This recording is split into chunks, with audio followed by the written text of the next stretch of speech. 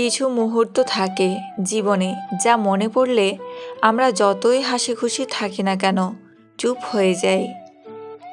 একজন অপেক্ষায় থাকে আর একজন অন্য কাউকে নিয়ে ব্যস্ত থাকে। কেউ ব্যস্ততার জন্য সব কিছু ভুলে যায়, আর কেউ সব কিছু ভুলে থাকার জন্য ব্যস্ত হয়ে পড়ে।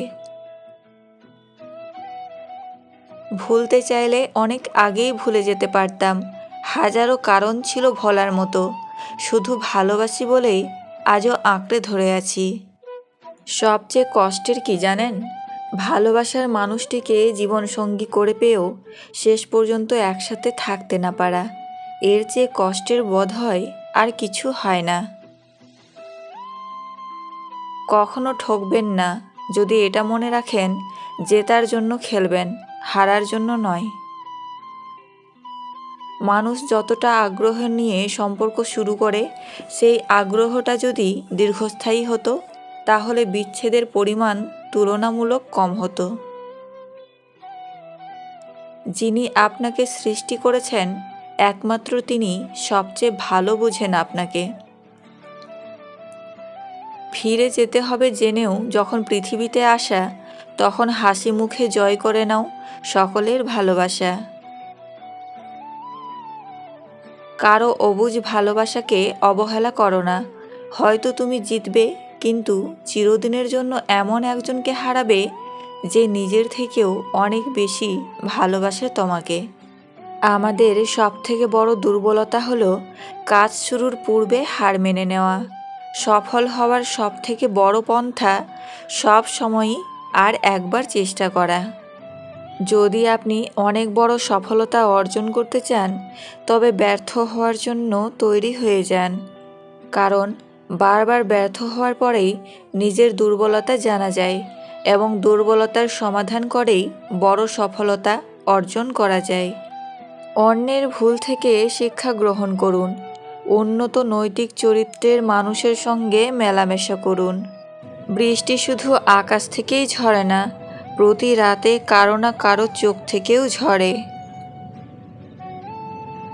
যদি আপনি মিথ্যা বলতে গিয়ে অনেক বেশি খুশি হন, তাহলে সত্য বলতে গিয়ে আপনাকে কাঁদতে হতে পারে কোনো একদিন। একটা সময় এসে আপনার মনে হবে সবার সাথে এত ভালো সম্পর্ক রাখার কোনো দরকার ছিল না। একটি শিক্ষণীয় গল্প। এক জঙ্গলে এক ব্যাঙ তার 3 বাচ্চার সাথে বসবাস করত। তাদের 4 জনের কাছে জঙ্গলই হলো সব কিছু।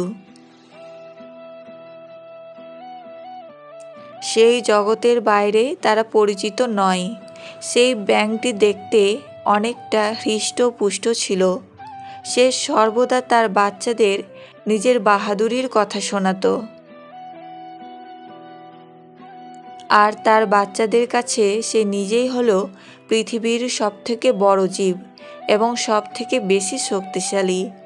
একদিন ব্যাঙটির 3 বাচ্চা ঘুরতে ঘুরতে একটি গ্রামে চলে আসে। সেখানে ঘুরতে ঘুরতে তাদের দৃষ্টি মাঠে চড়তে থাকা একটি গরুর উপর পড়ল।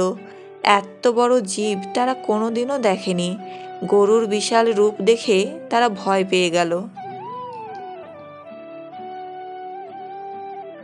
তারা চুপি চুপি গরুটিকে দেখতে লাগলো। তখনই গরুটি তার বাচ্চাকে দেখে ডাক দিল। গরুটির আওয়াজ শুনে ব্যাঙের বাচ্চারা ভীষণ ভয় পেয়ে গেল এবং ভয়ে আবার যে পথ ধরে এসেছিল সেই পথ ধরেই দৌড়াতে দৌড়াতে নিজের বাড়িতে চলে গেল। বাচ্চাদের ভীত দেখে ব্যাঙটি বাচ্চাদের ভয় পাওয়ার কারণ জিজ্ঞাসা করলো। বাচ্চারা হাঁপাতে হাঁপাতে বলতে লাগলো, এত বড় জীব আমরা জীবনে কখনোই দেখিনি। আমাদের মনে হয় পৃথিবীর সবথেকে বড় জীব তুমি নও, বরং সেই মাঠের প্রাণীটি। নিজের সম্পর্কে এমন কথা শুনে ব্যাঙটির খারাপ লাগলো। ব্যাঙটি তার বাচ্চাদের জিজ্ঞাসা করলো, সেই জীবটি দেখতে কেমন? বাচ্চারা জানালো, তার বড় বড় 4টি পা, পেছনে একটা লেজ আর মাথায় 2টি লম্বা লাঠি। তার অতিকায় দেহের সামনে তোমার দেহ কিছুই নয়। বাচ্চাদের মুখে এমন কথা শুনে ব্যাঙটি বেজায় বিরক্ত হলো। সে মুখ দিয়ে হাওয়া ভরে নিয়ে নিজেকে ফুলিয়ে বলল, সে কি এত বড় ছিল? বাচ্চারা বলল, না, এর থেকেও অনেক বড়। এরপর ব্যাঙটি আরও কিছুটা হাওয়া ভরে নিয়ে বলল, এত বড়? বাচ্চারা বলল, না, এর থেকেও অনেক অনেক বড়। যেহেতু ব্যাঙটি কখনোই তার জগতের বাইরে বেরিয়ে আসেনি, সেহেতু তার পক্ষে একটি গরুর আকারের আন্দাজ করা অসম্ভব ছিল। কিন্তু সে নাছোড়বান্দা। সে আরও কিছুটা হাওয়া ভরে নিয়ে বলল, নিশ্চয়ই এত বড়। তার বাচ্চারা বলল, না না, এর থেকেও আরও কয়েক গুণ বড়। এরপর বাচ্চাদের কথা শুনে সেই ব্যাঙটি নিজের দেহটিকে আরও কিছুটা বড় করতে যেই না হাওয়া মুখে ভরতে যাবে, অমনি তার শরীর চাপ সহ্য করতে না পেরে সেখানেই ফেটে গেল। আর নিজেকে বড় দেখাতে গিয়ে সে সেখানেই মারা গেল। নীতি কথা, একটি কথা প্রচলিত আছে যে, যে নিজেকে বড় বলে বড় সেই নয়, লোকে যাকে বড় বলে বড় সেই হয়। গল্পের ব্যাঙটির মধ্যে থাকা অহংকারবোধই তার ধ্বংসের কারণ। এছাড়া এই গল্পটি থেকে আরও শিখতে পারা যায় যে, নিজের জগতেই শুধু ডুব মেরে বসে থাকলে চলবে না, বরং বাকি জগতে চলতে থাকা ঘটনাগুলির খোঁজ রাখাটাও দরকার। বয়স্ক মহিলারা শারীরিক সম্পর্ক করার জন্য এই 3 ধরনের পুরুষকে চাই। 1. যে পুরুষ তার মতামতকে গুরুত্ব দেয়। 2. যে পুরুষ সবসময় তার প্রশংসা করে, কারণ মেয়েরা প্রশংসা শুনতে খুব ভালোবাসে। 3. যে পুরুষ তাকে অনেক বেশি টাইম দেয়। যত পরিপক্ক হচ্ছি ততই মনে হচ্ছে তর্কের চেয়ে নীরবতা শ্রেয়। ক্ষমা সুন্দর, যেখানে সম্মান নেই সেখান থেকে সরে যাই। যে বারবার বলার পরও বুঝেনি, তাকে আর বোঝাতে চায় না। সে তার মতো থাকুক। পরিণত হচ্ছি আর বুঝতে পারছি নিঃসঙ্গতার চেয়ে আপন আর কিছু নেই। মা হলেন সে শিক্ষা প্রতিষ্ঠানের বিজ্ঞ শিক্ষিকা, যেখানে অনেক ডিগ্রিধারী শিক্ষিকা না হলেও অনেক ডিগ্রিধারী সন্তান তৈরি করেন। জীবনে আঁধার নেমে এলে কান্নারাও হয়ে পড়ে বড় অসহায়। যে জিনিস চোখের সামনে থাকে তাকে আমরা ভুলে যাই।